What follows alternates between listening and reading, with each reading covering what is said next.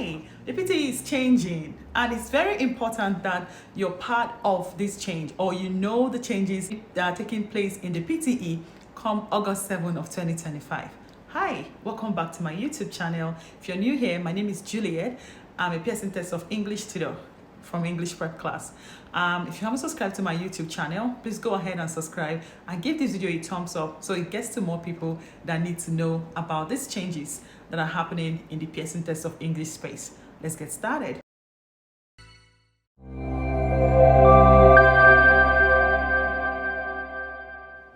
Today's video will be focusing on the PTE speaking, and we're going to be looking at the new tasks that have been added and the one task that is still in the PTE speaking but is not adding any point or any contribution at all to the PTE speaking. And that's still my question. Now, why is this task still in the PTE speaking when it's not contributing even 1 mark to the PTE speaking? Now let's get it and see what these tasks are and how we can go about them. First on my list is the PTE read aloud.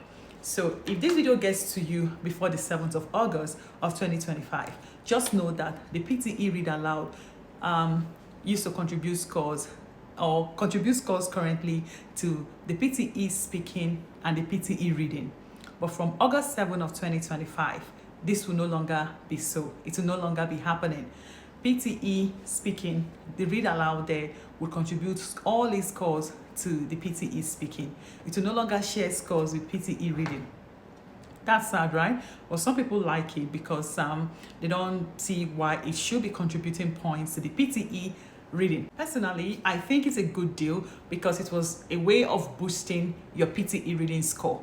That means if you're not doing too well in tasks like the reading and writing, fill in the blanks, and read other paragraph, read aloud scores would help boost your score. However, they've taken it out. Now scoring, you still have that scoring of kind of 3 marks for content, where they said that it depends on the length of the question, but yeah, maybe 3 marks for content. You got 5 marks for pronunciation and 5 marks for fluency. Now the second task, excuse me, I have on my list here is repeat sentence. Repeat sentence is still contributing scores to PTE listening and PTE speaking. Yeah, and you still have 10 to 12 of this question on your test day. Yes, you're still scored 3 marks for content, 5 marks for oral fluency, and 5 marks for pronunciation.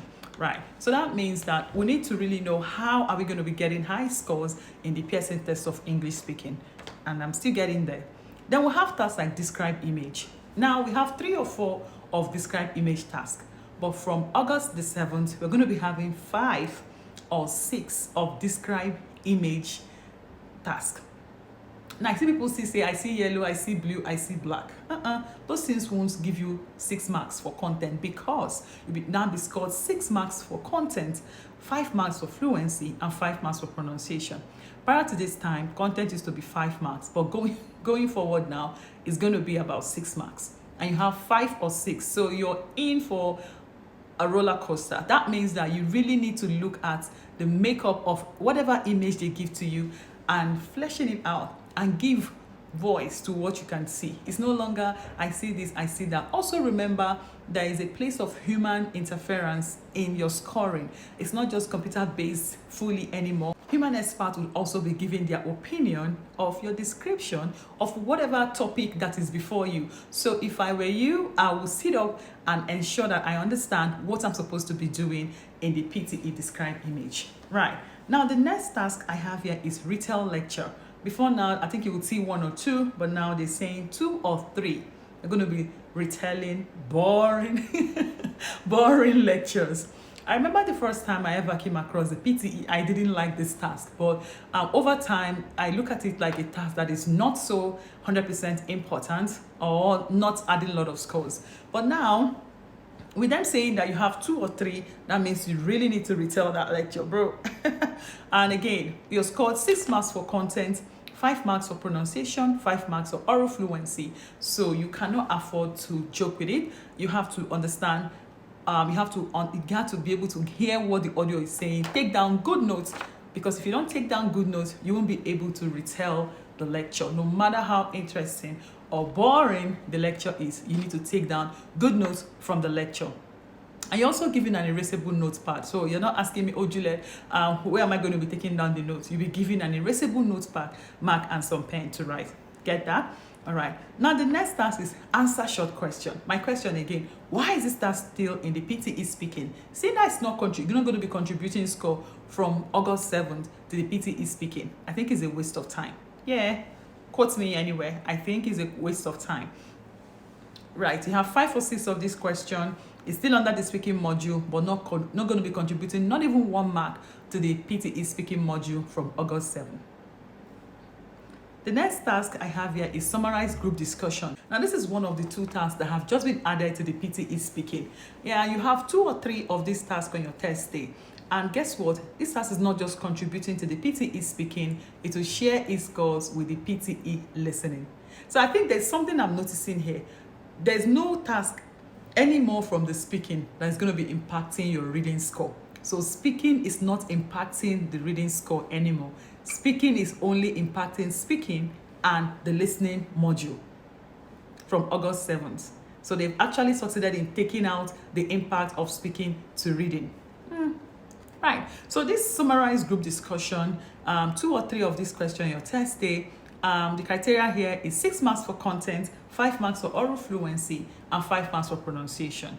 So you need to know that, so this, actually let me just give a summary of this task. You have 3 people having a discussion about a particular topic. All you need to do is try to note down what each of them says, if you can, or as much as you can, because you're going to be summarizing their discussion once the beep goes on, right?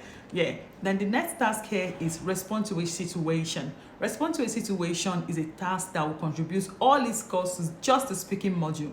Again, you have 2 or 3 of these tasks on your test day, and the contribution here is 6 marks for content, 5 marks for pronunciation, and 5 marks for fluency.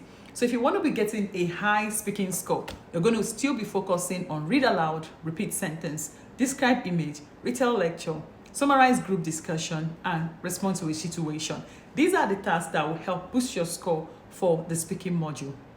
Remember that some of these tasks could also contribute few marks to the PTE listening, but it's not contributing any marks to the PTE reading anymore.